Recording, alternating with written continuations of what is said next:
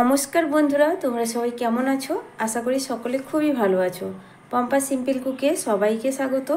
আজকে আমি তোমাদের সঙ্গে একদম অল্প সময়ে অল্প উপকরণ দিয়ে চটজলদি একটা পরোটা রেসিপি শেয়ার করব, যেটা সম্পূর্ণ নিরামিষভাবে বানিয়েছি আর ঝটপট বানিয়ে ফেলা যায় স্কুল অফিসের টিফিনের জন্য বা সকালে জলখাবারের জন্য। এরকম একটা টিফিন তোমরা বাড়িতে বানিয়ে ফেলতে পারবে।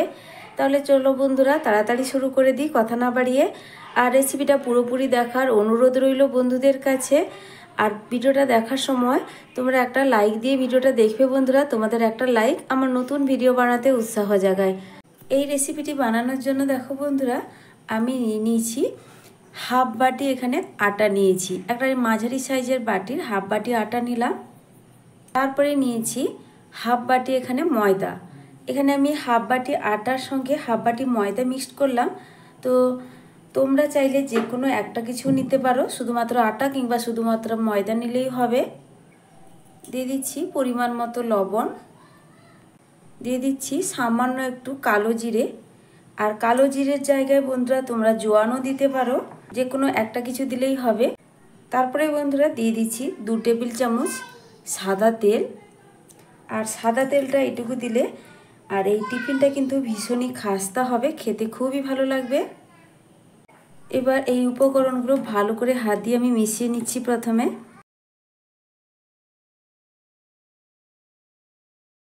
বন্ধুরা ভালো করে কিন্তু আমি মিশিয়ে নিয়েছি। আর তারপরেই দেখো আমি অল্প অল্প করে জল দিয়ে এখানে একটা ডো রেডি করব। আর জলটা এখানে কিন্তু অল্প অল্প করেই দিতে হবে, একসঙ্গে বেশি দিলে হবে না। আর এই ডোটা বন্ধুরা হবে আমরা যেইভাবে রুটি পরোটার জন্য ডোটা মাখাই, ঠিক সেইভাবে একটা ডো রেডি করব। তো বন্ধুরা এখানে আমার ডোটা কিন্তু মাখা সুন্দরভাবেই হয়ে গেছে। তারপরে আমি এটাকে ঢাকা দিয়ে রেখে দেব কিছুক্ষণের জন্য। তার মধ্যে আমি একটা আলুর পুর রেডি করব। তো ঢাকা দেওয়ার সময় বন্ধুরা দেখো সামান্য একটু হাতে এইভাবে তেল নিয়ে তেলটা উপর দিকটা এইভাবে লাগিয়ে দিচ্ছি, যাতে উপরের দিকটা ড্রাই ভাব না হয়ে যায়। তারপরে ঢাকাটা লাগিয়ে আমি রেখে দেব কিছুক্ষণের জন্য। তারপরে নিয়েছি আমি এখানে 3টে সেদ্ধ করা আলু। তো আলুগুলো মিডিয়াম সাইজের আমি এইভাবে দুভাগ করে আলুগুলোকে সেদ্ধ করে নিয়েছি। আর এখানে বন্ধুরা আলুগুলো সেদ্ধ করেছি আমি লবণ ছাড়া, শুধুমাত্র আলুগুলোকে সেদ্ধ করে নিয়েছি। আর এবার আলুগুলোর খোসা ছাড়িয়ে দেব আমি। আলুগুলো ছাড়িয়ে নেওয়ার পর আলুগুলোকে ভালো করে হাত দিয়ে এইভাবে একটু ম্যাশ করে নিচ্ছি। তোমরা চাইলে গ্রেটারেও গ্রেট করে নিতে পারো।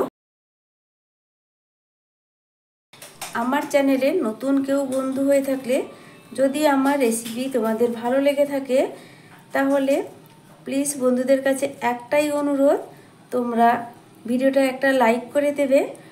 আর এইভাবে সহজ সহজ রেসিপি পাওয়ার জন্য আমার চ্যানেলটিকে সাবস্ক্রাইব করে রাখবে। পাশে থাকা বেল আইকনটা প্রেস করে রাখলে যখনই আমি এইভাবে নিত্য নতুন সহজ রেসিপিগুলো আপলোড করব, তোমাদের কাছে নোটিফিকেশান পৌঁছে যাবে।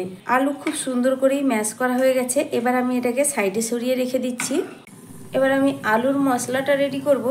তার জন্য গ্যাসে একটা প্যান বসিয়ে দিয়ে দিচ্ছি সর্ষের তেল 2 চামচ মতো।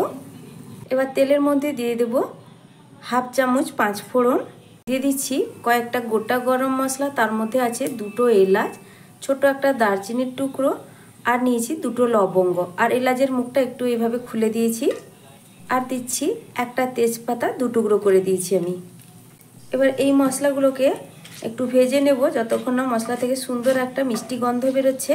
আর গ্যাসের ফ্লেমটা এখানে কিন্তু আমি একদম মিডিয়াম টু লোয়ের মাঝখানেই রেখেছি। মশলা আমার সুন্দর করেই ভাজা হয়ে গেছে, খুব সুন্দর একটা মিষ্টি গন্ধ বেরোচ্ছে। তারপরেই দেখো বন্ধুরা দিয়ে দিচ্ছি কিছুটা পরিমাণ আদা গ্রেট করে রেখেছিলাম। তো হাফ ইঞ্চি মতো হবে এই আদার পরিমাণটা। দিচ্ছি 2টো কাঁচা লঙ্কা কুচোনো, তবে ঝালটা যে যার পছন্দ মতো দিয়ে দিবে। আর এগুলোকে এবার হালকা করে একটু ভেজে নেব, তবে লক্ষ্য রাখতে হবে আদাটা যেন পুড়ে না যায়। আদাটাকে হালকা একটু ভেজে নেব। আর এই টিফিনটা বন্ধুরা আমি একদম নিরামিষভাবেই বানাচ্ছি। তোমরা চাইলে এর জায়গায় পেঁয়াজ রসুন ব্যবহার করতে পারো, আমি কিন্তু সম্পূর্ণ নিরামিষভাবেই টিফিনটা আজকে বানাচ্ছি। তো আদাটা হালকা একটু ভাজা হয়ে গেছে। এবার দিয়ে দিচ্ছি সামান্য একটু জল। একদম অল্প পরিমাণে একটু জল দিয়ে দিলাম, দিয়ে দিচ্ছি সামান্য একটু হলুদের গুঁড়ো। তো বন্ধুরা জলটা দিলে মশলাগুলো কিন্তু পুড়ে যাবে না, খুব সুন্দর করেই ভাজা হবে এবং কষানো হবে। এবার দিয়ে দেবো সামান্য একটু লঙ্কার গুঁড়ো, একদম অল্প পরিমাণ দিলাম, কালারটা খুবই সুন্দর হবে। এবার সব মশলাগুলো ভালো করেই মিশিয়ে নেব। তারপরে দিয়ে দেবো আমি ম্যাশ করে রাখা আলু। যেহেতু আলুটা সেদ্ধ করার সময় আমি লবণটা দিইনি, সেই পরিমাণ বুঝে এখানে লবণটা দিয়ে দিলাম। এবার আলুর সঙ্গে লবণ আর মশলাটা ভালো করে মিশিয়ে নেব। এখানে আমি যতটুকু পরিমাণ লঙ্কার গুঁড়ো ব্যবহার করেছি, এটা কিন্তু খুব বেশি ঝাল হবে না, খেতে কিন্তু খুবই ভালো লাগবে। তোমরা চাইলে লঙ্কার পরিমাণটা একটু বাড়িয়ে বা কমিয়ে নিতে পারো। আর এই আলুর মশলাটা রেডি করতে একদম কম সময় লাগে। তো ভালো করে মিশিয়ে নিয়ে 1 মিনিট একটু নাড়াচাড়া করে ভেজে নেব, তাতেই আলুর মশলাটা একদম পারফেক্টভাবে রেডি হয়ে যাবে। আলুর মশলাটা আমার কিন্তু প্রায় রেডি হয়ে গেছে। তো গ্যাসের ফ্লেমটা বন্ধ করার আগে আমি এখানে দেখো বন্ধুরা দিয়ে দিচ্ছি সামান্য একটু চিনেবাদাম। আমি হালকা একটু এইভাবে ভেঙে নিয়েছি, আর এইটাই দিয়ে দিলে কিন্তু আলুর পুরটা খেতে ভীষণই ভালো লাগবে। এবার এটা ভাজা বাদাম, আর বাদামটাকে হালকা একটু শিলে আমি ভেঙে এনেছি। আর একদম গুঁড়ো করতে যাবে না, এইভাবে একটু ছোট ছোট দানা ভাব থাকলে খেতে কিন্তু খুব বেশি ভালো লাগবে। এবার সব কিছু ভালো করে একবার মিশিয়ে নেব বাদামের সঙ্গে আলু, তারপরে কিন্তু পুরটা একদম পারফেক্টভাবেই রেডি হয়ে যাবে। আর বাদাম দিয়ে আলুর এই মশলা পুরটা কিন্তু অসাধারণ টেস্ট হয় খেতে। তো ভালো করে মিশিয়ে নিয়েছি, এবার এটাকে কিন্তু আমি নামিয়ে নেব। আলুর পুরটা রেডি করে নেওয়ার পর এবার দেখো আমি যে এখানে আটা ময়দাটা মেখে রেখেছিলাম, এবার ঢাকনাটা সরিয়ে দিলাম। আর তারপরে ভালো করে আমি হাত দিয়ে আবারও একবার মেখে নেব। তারপরে এখান থেকে মিডিয়াম সাইজের আমি কয়েকটা লেচি কেটে নেব। তো দেখো বন্ধুরা ঠিক এই সাইজ করে আমি লেচিগুলো কেটে নিচ্ছি।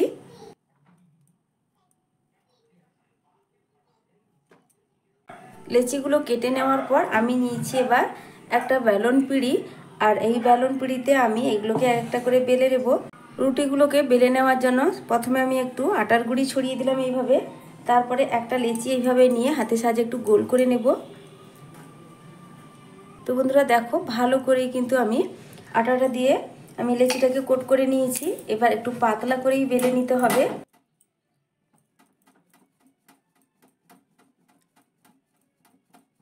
ঠিক এইভাবে পাতলা করে আমি রুটিটাকে বেলে নিয়েছি। তারপরে আমি যে আলুর মশলাটা রেডি করে রেখেছিলাম ঠিক মাঝখান বরাবর দিলাম, তারপরে একটু চামচের সাহায্যে এইভাবে একটু ছড়িয়ে দিচ্ছি, তবে পুরো সাইডটা ছড়িয়ে দেবো না। এইভাবে দেখো বন্ধুরা ঠিক মাঝখানটা একটু ছড়িয়ে দিচ্ছি। আর খুব বেশি কিন্তু আলুর পুর দিলে হবে না, একটু মাঝামাঝি পরিমাণ দেখেই দিতে হবে। আর সাইডগুলো কিন্তু এইভাবে একটু ফাঁকা রাখতে হবে। আলুর পুর দিয়ে দেওয়ার পর আমি এবার যে সাইডের অংশটা এইভাবে ফাঁকা রেখেছি বন্ধুরা, দেখো কতটা পরিমাণ ফাঁকা রেখেছি, ঠিক কিন্তু এইভাবেই ফাঁকাটা রাখতে হবে। এবার একটু করে আমি জল চারদিকে লাগিয়ে দেব। তো একটা বাটিতে অল্প একটু জল নিয়েছি, জলটাকে এইভাবে হাতে নিয়ে চারদিকে এইভাবে লাগিয়ে দিচ্ছি।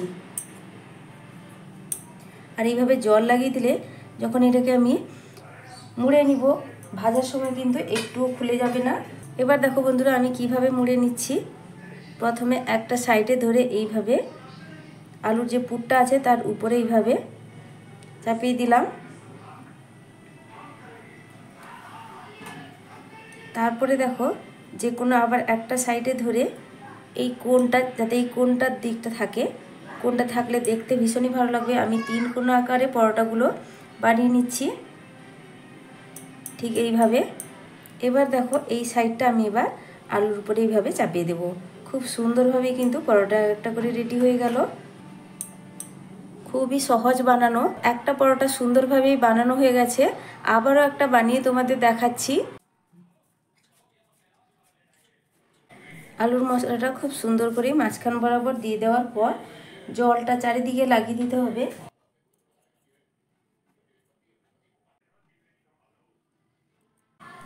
তারপরে পরোটাটা বানানো খুবই সহজ। যে কোনো একটা সাইডে এইভাবে ধরে দেখো একটু চাপ দিয়ে দিলাম আলুর উপরে রেখে, তারপরে আবারও একটা সাইডে ধরে এই যে কোণটা আছে, শুধু আমি কোণটা তৈরি করব।